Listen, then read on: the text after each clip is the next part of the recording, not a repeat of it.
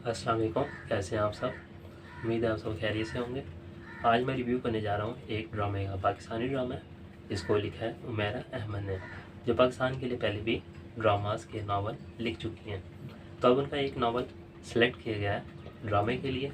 तो उस ड्रामे का नाम है हम कहाँ के सच्चे थे। तो इसकी स्टोरी पर मैं डायरेक्ट चलता हूँ। इसकी जो कास्ट वगैरह वो मैं आपको बाद में बताऊँगा। अभी ड्रामा रिलीज़ नहीं हो, ना इसकी डेट आई है, ना इसका कोई प्रोमो आया।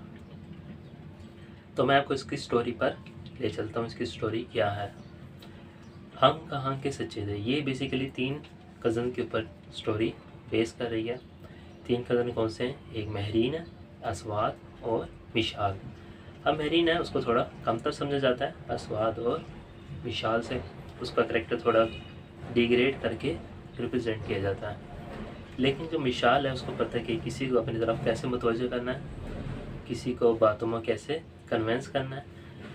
लेकिन जो अस्वाद और महरीन है, इनका बॉन्ड भी मजबूत होता जाता है, जो ये बात मिशाल को पसंद नहीं आती। अब क्या करती है मिशाल, खुदकुशी कर लेती है। तो जैसे इसकी स्टोरी में बताएगा कि ये मिशाल जो है वो खुदकुशी कर लेती है। अब वो एक लेटर लिख के जाती है कि ये जो मैंने खुदकुशी की है इसकी जो ज़िम्मेदार है वो महरीन है। तो महरीन पर अब शक होता है, अस्वाद उस पर शक करता है और उसको यकीन हो जाता है कि ये जो महरीन ही मिशाल की मौत की ज़िम्मेदार है। अब वो क्या करता है, उससे बदले लेने की कोशिश करता है। उसको घर में बंद करके, उसको नौकरानी बनाकर, उसकी स्टडी रोक कर, उसको फ्रेंड से मिलने से रोक कर, और उसके पूरे इर्द गिर्द जो उसके माहौल में जो लोग हैं, उसकी फैमिली वगैरह, उन सब में इसको कमतर करके उसको नौकरानी बनाकर उसको रखता है। तो उसको मज़ीद परेशानी में मुब्तला करता है वो। और ये सब क्यों करता है कि वो समझता है कि जो महरीन है वो मिशाल की मौत की ज़िम्मेदार है। लेकिन कहानी में ट्विस्ट आता है। जो मिशाल होती है वो क्या करती है, ड्रामा बनाती है। जब उसका ड्रामा ये सबके सामने रिवील होता है कि इसने कोई सुसाइड नहीं की, बल्कि महरीन को अस्वाद की लाइफ से निकालने के लिए उसने ये ड्रामा रचा। अब ये बात सबके सामने आती है और अस्वाद जो है वो अपनी नज़रों में गिर जाता है।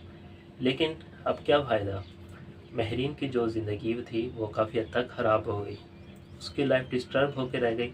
एक तो उसको फैमिली की तरफ से उसको डिग्रेड किया गया, हर तरफ से उसको, उसकी जो आसपास के लोग थे वो सब में उसकी जो इज़्ज़त थी वो ख़त्म हो गई।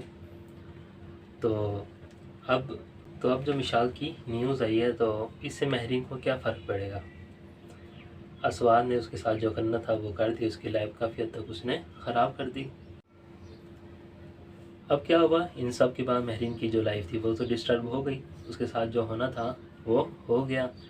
उसको हर तरफ से रिजेक्शन मिली, हर तरफ से उसको ताने मिले, और जिस पर उसने सबसे ज़्यादा यकीन किया था उसी ने उसको सबके सामने रसुआ करके रख दिया। अब जो अस्वाद है वो इन सब से शर्मिंदा होता है और वो अपनी नज़रों में गिर जाता है।